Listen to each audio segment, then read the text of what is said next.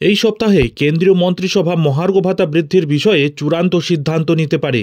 অনুমোদিত হলে নতুন ডিএ জানুয়ারি 2025 থেকে কার্যকর হবে, যার অর্থ সরকারি কর্মচারীরা মার্চের জন্য তাদের বেতন বৃদ্ধি এবং 2 মাসের বকেয়াও পাবে। সাম্প্রতিক সংবাদ প্রতিবেদন অনুসারে কেন্দ্রীয় সরকারি কর্মচারী এবং পেনশনভোগীরা হতাশার মুখোমুখি হতে পারে, কারণ তারা তাদের মহার্ঘ ভাতা আগের বছরগুলিতে প্রাপ্ত 3 থেকে 4% পরিবর্তে এবার কিন্তু 2% বৃদ্ধি পাবে বলে আশা করা হচ্ছে। All India consumer price index থেকে পাওয়া তথ্য থেকে জানা যাচ্ছে যে ডিএ বৃদ্ধি গত 7 বছরে সবচেয়ে কম হতে পারে বলে ফিনান্সিয়াল এক্সপ্রেস রিপোর্ট করেছে। বিপরীতে সরকার ধারাবাহিকভাবে জুলাই 2018 থেকে কমপক্ষে 3 থেকে 4% বৃদ্ধি করেছে মহার্ঘ ভাতা, এবং কখনো কখনো তার থেকেও বেশি। ডিএতে আসন্ন 2% বৃদ্ধি জুলাই 2018 থেকে সর্বনিম্ন বৃদ্ধি চিহ্নিত করবে, যা প্রায় 78 মাস ব্যাপী। আগের সর্বনিম্ন বৃদ্ধিও ছিল 2% জুলাই ডিসেম্বর 2018 সময়ের জন্য। সাম্প্রতিক সংবাদ প্রতিবেদন অনুসারে কেন্দ্রীয় সরকারি কর্মচারী এবং পেনশনভোগীরা হতাশার মুখোমুখি হতে পারে, কারণ তারা তাদের মহার্ঘ ভাতা আগের বছরগুলিতে প্রাপ্ত 3 থেকে 4% পরিবর্তে এবারে 2% বৃদ্ধি পাবে বলে আশা করা হচ্ছে। সরকার নিয়মিতভাবে বছরে 2 বার জানুয়ারি এবং জুলাই মাসে সরকারি কর্মচারী এবং পেনশনারদের মহার্ঘ ভাতা বা মহার্ঘ ত্রাণ সংশোধন করে থাকে। ডিএতে সাম্প্রতিকতম বৃদ্ধি 2024 সালের জুলাই মাসে হয়েছিল, যা 50% থেকে 53% বেড়েছে। তার আগে 2024 সালের মার্চ মাসে মন্ত্রিসভা 46% থেকে 50% বৃদ্ধির অনুমোদন দেয়, যা আনুষ্ঠানিকভাবে 25 মার্চ 2024-এ ঘোষণা করা হয়েছিল। সপ্তম বেতন কমিশনের অধীনে কেন্দ্র 16 অক্টোবর 2024-এ ডিএ এবং ডিআর 3% বাড়িয়েছে, যা 1 জুলাই 2024 থেকে কার্যকরী উভয়কেই 53% নিয়ে এসেছে।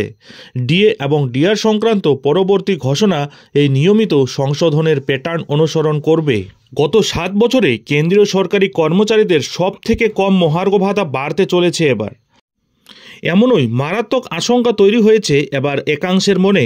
ওই মহলের তরফে দাবি করা হয়েছে এবার সপ্তম বেতন কমিশনের আওতায় কেন্দ্রীয় সরকারি কর্মচারীদের 2% ডিএ বাড়তে পারে, যদিও বিষয়টি নিয়ে কেন্দ্রীয় সরকারের তরফ থেকে এখনও কিছু জানানো হয়নি।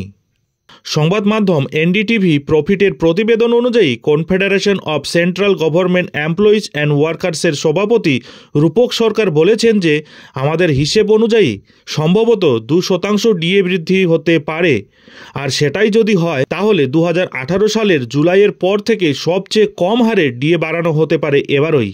যদিও শেষ পর্যন্ত কবে ডিএ বৃদ্ধির ঘোষণা করা হবে তা কিন্তু এখনও স্পষ্ট নয়। সাধারণত বছরের 1 মাস থেকে কেন্দ্রীয় সরকারি কর্মচারীদের যে বর্ধিত কার্যকর হয় সেটার ঘোষণা করা হয় দোলের আশেপাশে, আর তিথিমতে ইতিমধ্যেই দোল পূর্ণিমা পড়ে গিয়েছে, আর দোল উদযাপন করা হবে শুক্রবার। সেই পরিস্থিতিতে কবে কেন্দ্রীয় সরকারি কর্মচারীদের মহার্ঘ ভাতা ঘোষণা করা হবে সে বিষয়ে কিন্তু এখনও কিছু জানানো হয়নি। সাধারণত মহার্ঘ ভাতা কবে বাড়ানো হবে সে বিষয়ে কেন্দ্রীয় সরকারের তরফে কিছু জানানো হয় না। প্রধানমন্ত্রীর পৌরোহিত্য কেন্দ্রীয় মন্ত্রিসভার বৈঠক হয়।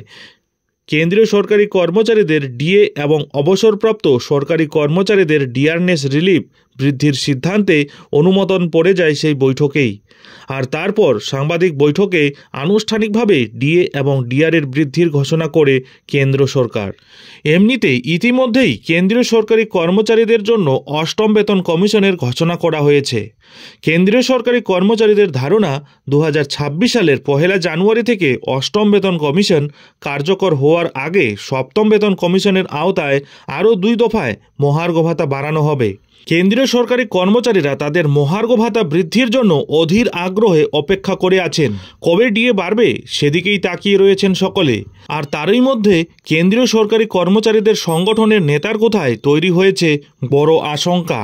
তবে এই ডিএ বৃদ্ধির বিষয়ে সরকারি কর্মচারীরা এই ধরনের আশঙ্কা করলেও কেন্দ্র সরকারের তরফ থেকে এখনও কিন্তু কোনো আপডেট দেওয়া হয়নি। এখন দেখার বিষয় কেন্দ্র সরকার এ ব্যাপারে কবে সরকারি কর্মচারীদের জন্য নতুন আপডেট দেয়। নজর থাকবে সেদিকে। যাই হোক, এখন এখানেই শেষ করছি। এই ধরনের ডিএ সম্পর্কিত গুরুত্বপূর্ণ আপডেটগুলি ঠিক সময় মতো পেতে হলে অবশ্যই চ্যানেলে চোখ রাখুন।